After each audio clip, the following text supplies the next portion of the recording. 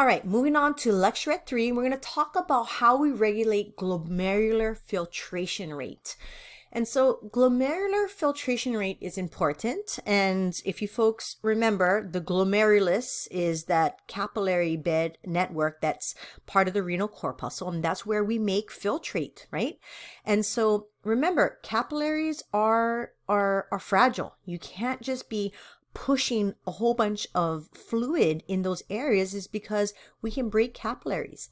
In addition, we can't have filtration rate be too high or too low. If it's too high, we're going to lose too much water and then also potentially break capillaries. If it's too low, we won't be able to get waste products out. We might be holding on to too much fluid depending on your diet, but we might be holding on to too much fluid that can now increase our blood pressure. So there's a few different mechanisms at play to help us facilitate a steady glomerular filtration rate that allows us to now filter about 180 liters per day, which I don't want you folks to memorize, but that is the number. Now, first, let's talk about the mechanisms that allow us just to maintain filtration, to maintain enough water homeostatically in our bodies. Okay, so there's two mechanisms. This first one is the myogenic mechanism, and you folks already had this in the blood vessel lecture. Okay, so as a reminder, remember, in our blood vessels, we have mechanoreceptors, right? We have stretch receptors. So let's say if this is my regular blood vessel, boom, blood vessel, BV, blood vessel. Okay, and let's say all of a sudden I get an influx of fluid, and then my blood vessel starts to stretch. Yes, because it got bigger because of the amount of or increased liquid in here. If my smooth muscle stretches in here, I'm going to let calcium come in to that smooth muscle. It's going to allow me now to contract so I can cause my blood vessel to return back to normal size. Okay? Now, the opposite is true, right? If my blood pressure is too low and my blood vessel is too little, that lack of stretch will allow me now also to dilate my blood vessel. Okay? So that's the myogenic mechanism, which is important because if you think about it, if I'm lying down and then I stand up, or if I go for a walk, is my blood pressure going to increase? Yes, it is. Okay? Now, I don't want to lose too much water, which what will happen if I have too much blood flowing towards the glomerulus. So this allows me to control and keep blood flow at the glomerulus at a steady state, regardless of me changing my activities from lying down to walking or to running. Okay. Now, there's something called the tubuloglomerular feedback.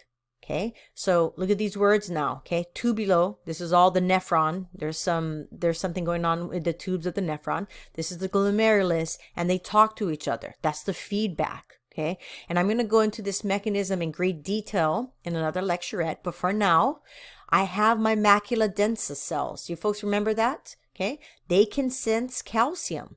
And when they sense calcium, they're going to secrete paracrines. So you folks remember what paracrines are, yes? These are chemical messengers. Okay, and they're going to bind receptors.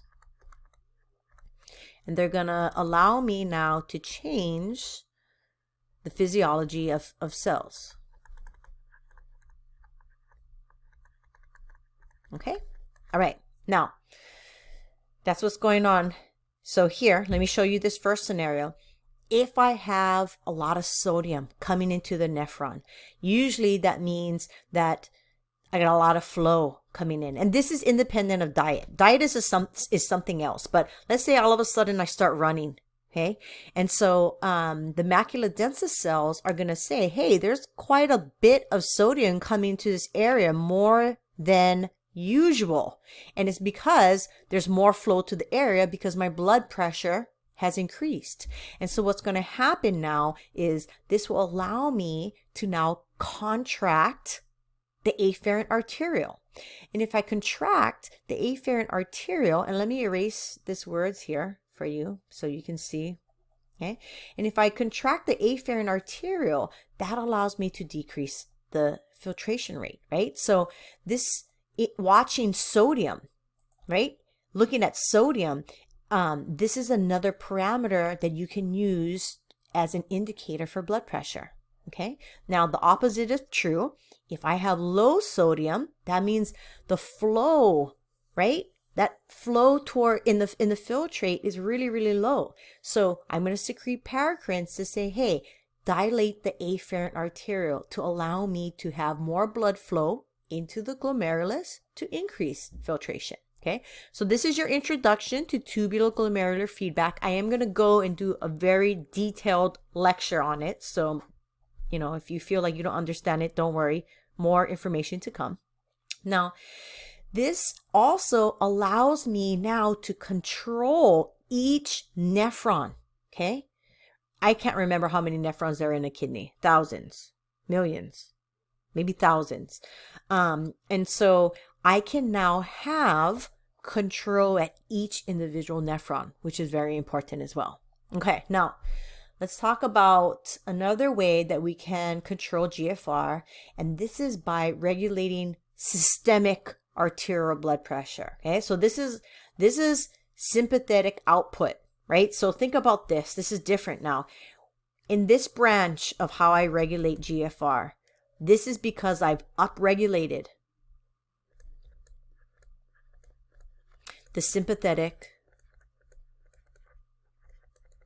nervous system. So think about this, yes? This means that I am stressed, panicked, gonna fight or flight, right? And so I've now released my adrenaline compounds. And your homework delineates this very nicely on your IP homework, and has the nurse, and she gets up and she's running because it's code red, woo, and then she takes a nap. But anyway, if you haven't watched the homework, go do it. But this is now, if I have an upregulation of the sympathetic nervous system, I'm going to have adrenaline. Okay. And what's going to happen is that's going to cause me now to decrease the diameter of the arterial blood vessels. Okay. Because remember, in sympathetic times, I have to divert blood where? To skeletal muscle in order to fight or flee. So it goes away from your brain, it goes away from reproduction, it goes away from digestion, and it goes and I need to have more blood go to skeletal muscle. So at this time, right, is I cannot lose blood. Okay? I cannot lose blood, and therefore I cannot lose water. Okay? So I have to drop the amount of water that's going into the kidney. Okay. And so if I activate the sympathetic nervous system, of course, my blood pressure is going to skyrocket because I have adrenaline, norepinephrine, epinephrine binding to the SA node of the heart. And then what will happen is I will constrict all of the arterioles, okay, in the kidney, which will lower my glomerular filtration rate, and that will significantly decrease my urine output to save water. All right, that's it for this lecturette, and I'll see you folks for lecturette 4. Get ready.